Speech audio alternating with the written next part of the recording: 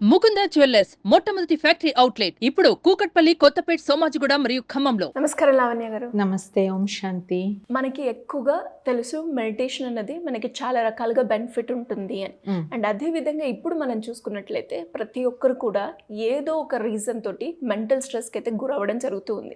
So అలాంటి వాళ్ళకి meditation ఏ రకంగా ఉపయోగపడుతుంది అంటారు, ఎలా చేస్తే ఎఫెక్టివ్గా వర్కౌట్ అవుతుంది అంటారు మేడం? ఫస్ట్ ఆఫ్ ఆల్ ఈ క్వశ్చన్కి ఆన్సర్ తెలుసుకోవాలి అంటే అసలు మెడిటేషన్ అంటే ఏంటో ఫస్ట్ తెలుసుకోవాలి. మెడిటేషన్లో చాలా రకాలు ఉన్నాయి. Right, there are relaxing, concentration కోసం, ఫోకస్ కోసం, స్ట్రెస్ రిలీఫ్ కోసం, పర్సనాలిటీ ట్రాన్స్ఫర్మేషన్ కోసం, ఇలాగ there are different types of meditations. And అందరూ మెడిటేషన్ సాధన చేసే వాళ్ళకు కూడా ఒక్కొక్కరికి ఒక్కొక్క గోల్ ఉంటుంది. కొంతమంది కంప్లీట్ స్పిరిచువల్ రీజన్స్ కోసం చేస్తారు, కొంతమంది హెల్త్ రీజన్స్ కోసం చేస్తారు, కొందరు మీరు అన్నట్టు స్ట్రెస్ నుంచి రిలీఫ్ అవ్వడం కోసం చేస్తారు. డెఫినెట్గా స్ట్రెస్ రిలీవ్ అవ్వడానికి మెడిటేషన్ అనేటువంటిది చాలా మంచి పద్ధతి. There is no debate about that. But why it is such a good method అనేటువంటిది కానీ మనం అర్థం చేసుకున్నట్లయితే, ఈ స్ట్రెస్ ఇవన్నీ ఏవైతే ఉంటాయో ఇవన్నీ వెళ్ళి ఎక్కడ కూర్చుంటే మన మైండ్లో కూర్చుంటాయి.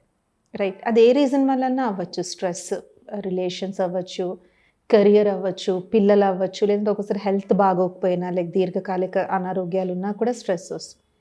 The stress goes and sits in the mind.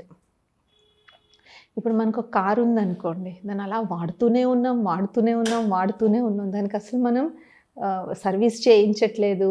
అలాగే దాంట్లో వేసే పెట్రోల్ కూడా మనం ఏదో మంచి క్వాలిటీ పెట్రోల్ కాకుండా ఏదో కల్తీ పెట్రోల్ వేస్తున్నామంటే కొన్నాళ్ళకి అది ఎలా అవుతుంది? వెరీ రిపేర్ వచ్చేస్తుంది. Exactly. In the same way మన మైండ్కి మనకి తెలుసో తెలియకో ఇప్పుడు వేస్తున్న petrol which is the thoughts. అంటే మనం కావాలని నెగిటివ్ థింకింగ్ చెయ్యకపోవచ్చు, బట్ మనం చుట్టూ చూసేటువంటివి కానీ, వినేటువంటివి కానీ, మనకి తారసపడుతున్నటువంటి వ్యక్తులు కానీ, వీటి వల్ల పాజిటివ్ ఇన్పుట్ కన్నా దురదృష్టవశాత్తు నెగిటివ్ ఇన్పుట్ ఎక్కువ అవుతుంది. There is more negative input to the brain. So ఈ నెగిటివ్ ఇన్పుట్ అనేటువంటిది is actually the reason for stress. Okay, ఆ నెగిటివ్ ఇన్పుట్ 100 రకాల కారణాల వల్ల రావచ్చు. కారణాలు అనవసరం, అది ఎందుకంటే ఎవరికి వాళ్ళకి వ్యక్తిగతంగా ఉంటాయి. బట్ అల్టిమేట్గా రీజన్ ఏమవుతుంది అంటే there is a negative input in the brain. Right, కొన్నాళ్ళ వరకు మనం దాన్ని తట్టుకోగలుగుతాము, ఓవర్కమ్ చేయగలుగుతాము. ఒక్కోసారి ఫ్రెండ్స్తో డిస్కస్ చేయడం వల్ల, లేదంటే ఒక్కోసారి మనకు మనమే సెల్ఫ్ కౌన్సిలింగ్ చేసుకోవడం వల్ల అది తగ్గుతూ ఉంటుంది. బట్ అది బాగా ఒక లెవెల్ ఎక్కువైపోయి ఇంక నేను హ్యాండిల్ చేయలేను అన్నప్పుడు ఒక వ్యక్తికి ఉదాసీనత అంటే డిప్రెషన్, యాంగ్జైటీ, ఫిజికల్గా బాడీలో ఆకలి పెరిగిపోవడం, లేదంటే ఆకలి తగ్గిపోవడం, సివియర్ హెయిర్ ఫాల్ అవ్వడం, అందరి నుంచి విత్డ్రా అయిపోవడం, ఇలాంటి సిమ్టమ్స్ కానీ వచ్చినట్లయితే it is better to take an external help. మనంతటి మనం ఫైట్ చేయడానికి ట్రై చేయకూడదు. సో మెడిటేషన్ అనేటువంటిది ఎప్పుడైతే మనం సాధన చేస్తామో ఈ నెగిటివ్ థింకింగ్ తాలూకా input gets converted into positive input. అది ద మెయిన్ థింగ్. కానీ ఎవరైతే సివియర్ స్ట్రెస్లో ఉన్నారో డైరెక్ట్గా మెడిటేషన్ స్టార్ట్ చేస్తే వాళ్ళ మైండ్ కోఆపరేట్ చేయదు. Right, because the mind keeps pushing back. రకరకాల థాట్స్ వస్తాయి. ఇప్పుడు ఒక స్క్రూ కూడా బాగా టైట్ అయింది అనుకోండి, ఫస్ట్ డైరెక్ట్గా రాదు. అప్పుడు ఏం చేయాలి, దాంట్లో కొంచెం కోకోనట్ ఆయిల్ లేదంటే ఏదో లూబ్రికెంట్ వేసి కాసేపు వదిలేస్తే అది వస్తుంది. సో అలాంటి వాళ్ళు డైరెక్ట్గా మెడిటేషన్లోకి వెళ్ళే ముందు they can practise some relaxation techniques. Okay, there are lot of relaxation techniques like breathing exercises చేయొచ్చు, క్యూఆర్టీ, డిఆర్టీ అని ఇలా చాలా రిలాక్సేషన్ టెక్నిక్స్ ఉన్నాయి.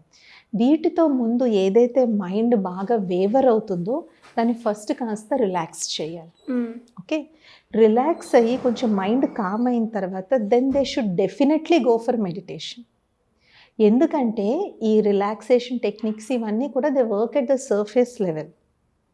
రైట్, ఇప్పుడు సపోజ్ మన చేతికి దెబ్బ తగిలింది అనుకోండి, ఇమీడియట్గా ఫస్ట్ డాక్టర్ ఏం చేస్తారు, ఫస్ట్ ఎయిడ్తో దాన్ని టింక్చర్ ఐడిన్ పెట్టి ఫస్ట్ క్లీన్ చేస్తారు, ఆ తర్వాత వూండ్కి హీలింగ్ చేస్తారు.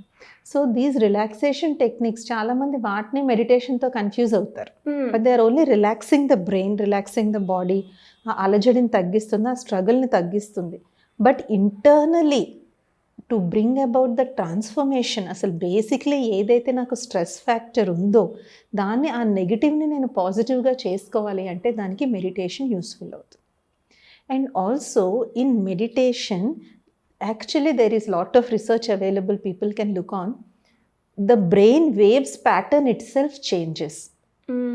ఇలా స్పైకీగా ఉన్నటువంటి బ్రెయిన్ వేవ్స్ స్మూత్ అండ్ సాఫ్ట్గా తయారవుతాయి అన్నమాట.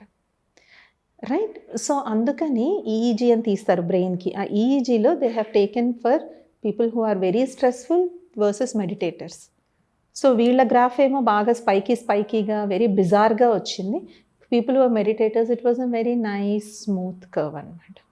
సో అందుకని ఈ రకమైనటువంటి థాట్ ప్యాటర్న్లోనే చేంజ్ వస్తుంది కాబట్టి మెడిటేషన్లో మనం మన స్ట్రెస్ని డీల్ చేయగలుగుతాం. సెకండ్ థింగ్ ఏంటవుతుంది అంటే meditation is the best exercise for the mind.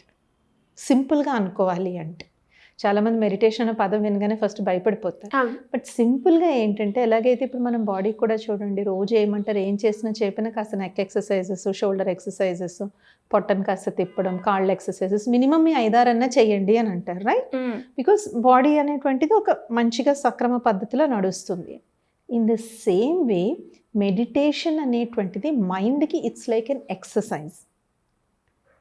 ఆ ఎక్సర్సైజ్ చేయడం వల్ల ఏమవుతుంది, ఫిజికల్ ఎక్సర్సైజ్ చేయడం వల్ల ఏం లాభం ఉంటుంది, ఫ్యాట్ కరుగుతుంది, మనలో యాక్టివిటీ లెవెల్ పెరుగుతుంది, చురుకుదనం పెరుగుతుంది, రకరకాల అనారోగ్యాలు పోతాయి.